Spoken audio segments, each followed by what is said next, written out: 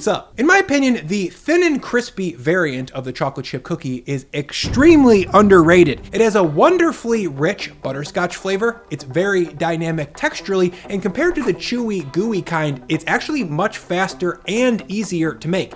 You can go from thinking about having a chocolate chip cookie to dunking one in ice cold milk in less than 30 minutes. To get started, I'll drop a pan over very low heat and then add in 2 sticks of butter, or about 230 grams. I want to melt this butter with the minimum amount of heat possible. If the butter's too hot, we'll have to wait for it to cool down, which takes a lot longer than you might think, and that will delay cookie time. Plus, if we rushed it and used hot butter, it would melt the sugar during the mix and not only look like a toilet disaster, but it would also wreck our cookie dough. Once this butter is melted, I'll just set that aside to let it cool down. Then I'll grab my stand mixer, my gram scale, and then measure into that bowl 100 grams of light brown sugar, 100 grams of regular white sugar, and then 30 grams of corn syrup. Corn syrup helps make these cookies more perceivably moist without adding a bunch of fat. We want them to be crispy and brittle, but not dry. Trying to achieve that with more fat instead of syrup yields a greasy cookie that falls apart. Now the paddle attachment goes on, and I'll spin this mixer on medium speed. Then I'll stream in my melted but not hot butter. Unlike my chewier, gooier cookie recipe,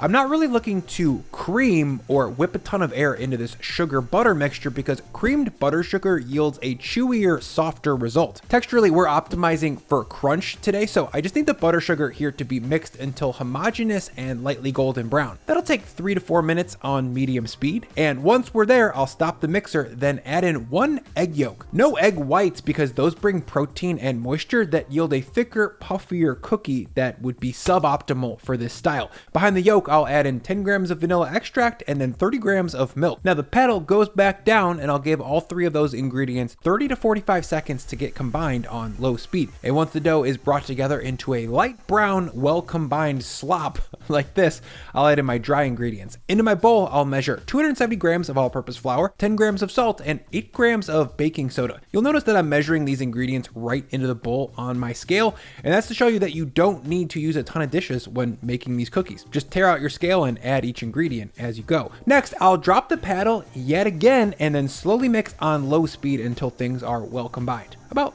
30 seconds or so. And if you're wondering, hey Bri, why didn't you sift your flour? I'm not doing that because my flour isn't lumpy, and more importantly, I measured this recipe by weight. Sifting helps get more accurate volumetric measurements, so if you decide to use the cup teaspoon measurements for this recipe, which are on my website at brianlagerstrom.com by the way, you'll probably want to sift your flour. In right around 30 seconds of mix time, things will have come together. Don't mix too much further past this point because if you do, that pesky rat bastard gluten sneaks into the party, and instead of beautifully brittle cookies, we'll get chewy, tough ones. Now to make this dough into a chocolate chip cookie dough, I'll add in 165 grams of chopped chocolate. I'm using the same 70% cacao baking chocolate by Ghirardelli that I use for pretty much all of my chocolate-based recipes. To prep it for the bowl, I just cut it top to bottom 5 or 6 times across, then turned the whole thing 90 degrees and chopped it into cute little squares. I prefer this more rustic chopped chocolate to chocolate chips because I find that it unifies with the cookie dough in a much more heterogeneous way, as Adam Ragusea would say.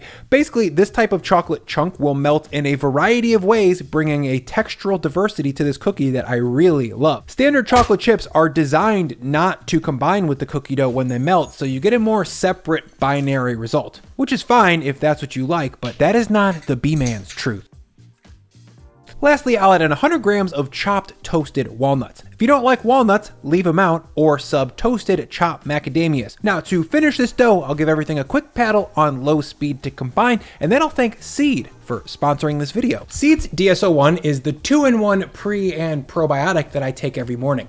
The prebiotic part of this actually comes from pomegranate skin. The prebiotic part of that actually feeds the probiotic bacteria. And speaking of bacteria, DSO1 is made with 24 specific strains of bacteria that benefit my body beyond just my gut health. It also supports skin and heart health. All 24 of the strains in DSO1 have clinical data and research done in humans to support them and I just really like knowing that the thing that I'm habitually putting in my body day after day is actually rooted in science. I actually think it's pretty cool to read about this stuff, and if you're into that too, you should check out their website. There's actually a ton of data and research to support what they're doing. So to try Seed's DS-01 Daily Synbiotic, head to seed.com/Brian and use code Brian to get 25% off your first month's supply of DS-01. In the first order, they'll send you a glass storage jar and a travel vial, which I'm actually packing right now for an upcoming trip to Alaska. Again, that's seed.com/Brian and code Brian to get 25% off. Thank you, Seed. And after about 30 seconds of folding things together gently with the paddle, we've got some sticky, rustic, melted butter cookie dough. Perfect for a thin, crispy cookie, but bad for a thick, chewy one. That tastes very good. Now to get these ready to bake, I'll just scoop out into chunks that are slightly smaller than a golf ball and just plop them 6 at a time on a parchment-lined sheet tray. No need for perfect shaping on these because they're gonna melt themselves round during the bake. Now, the next step for pretty much all other styles of chocolate chip cookie would be to chill the dough in the fridge to eliminate the threat of spreading during baking. In fact, I chill my chewy, gooey chocolate chip cookies for 24 hours. Baking this cookie dough right away while it's still at room temperature not only speeds up the time it takes to get me from sitting on the couch to dunking cookies in milk, but it also enables more spread during the baking, which yields a thinner, crispier cookie. Now, the last touch before baking is to drop 1 to 2 chunks of chopped chocolate right on top of each cookie. Then I'll give them a strong pinch of flaky salt. The chocolate's gonna give the top a nice melted look, and the salt's gonna turn up the saturation and buzz your tongue. From here, I'll load these cookies into a preheated 325F oven and bake them for 14 to 16 minutes. Quick cut to the time lapse. See how much these are spreading while they bake? That does not happen with a fully chilled cookie dough. And after 15 minutes of bake time, I'll pull these out and let them sit on the tray to carry over cook for about 5 more.